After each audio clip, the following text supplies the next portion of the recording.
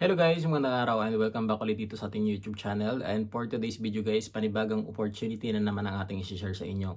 So kung natatandaan ninyo guys, medyo matagal-tagal na hindi tayo nakapag-update dito sa ating YouTube channel.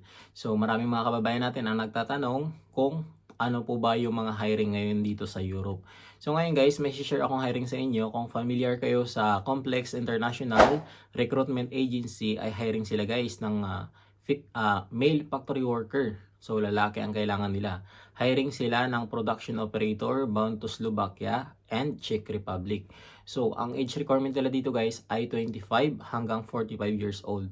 At kailangan may experience kayo guys dito sa qualification na hinahanap nila. Ayan. So basahin nyo mabuti yan. At kung paano mag-apply, ayan guys, ang nakalagay dito sa caption nila, scan ang QR code at mag-fill up ng online application. Or mag-sign up ng online application dito sa link na pinrovide nila, nakalagay dito sa kanilang post. Ayan. So, ayan, fill up daw kayo ng online application or mag-walk-in kayo mismo sa agency. So, napakaganda dito guys kasi pagdating dito sa Europe guys, napakaganda talagang opportunity ang nag-aantay dito sa mga kababayan natin. Sa inyo, kung kayo ay gusto mag-apply dito sa Europe. So, ang pinakamababa na sinasahod ng mga kababayan natin guys, bigyan ko lang kayo ng idea. Ang pinakamababa na sinasahod ng mga kababayan natin sa Czech Republic at saka sa Slovakia ay 60 to 80,000. Kasi ang pagdating dyan sa agency guys, ang nakalagay dyan sa kontrata is 85,000 ang basic salary ng Czech Republic at saka Slovakia.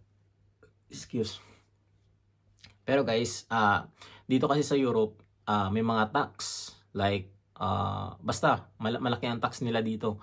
So ibabawas yung tax diyan, pero kung ang company na mapapasukan mo ay malakas, kung kunyari malakas ang overtime, yun, paldo ka talaga. Minsan sumasahod mga ng 90,000 pataas. So swertihan lang sa mga kababayan kung sino yung makapunta sa mga company na ganyan. At saka dito pala guys sa Czech Republic, ang pagkaalam ko, kasi may marami tayong mga tropa doon na nagtatrabaho, within 6 months, pwede kang lumipat ng company. Pag hindi mo nagustuhan yung company na pinapasukan mo, pwede kang lumipat sa ibang company. Yun lang ang pag-aalam ko sa Czech Republic.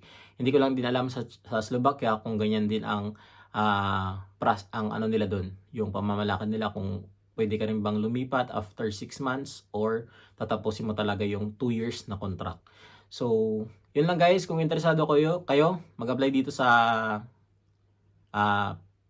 hiring na ito, i-visit nyo ang Complex International Recruitment Agency sa kanilang Facebook page. Ito, Complex International Recruitment Agency. So, para makita ninyo yung mga step by step na paraan kung paano mag-apply. At nandyan din guys yung instruction nila kung i-guide nila kayo kung paano mag-apply. So, yun lang guys. Sana nakatulong. Don't forget to like, share, and subscribe itong YouTube channel natin para mas marami pa tayong mga kababayan matutulungan. Yun lang guys. Thank you for watching and God bless.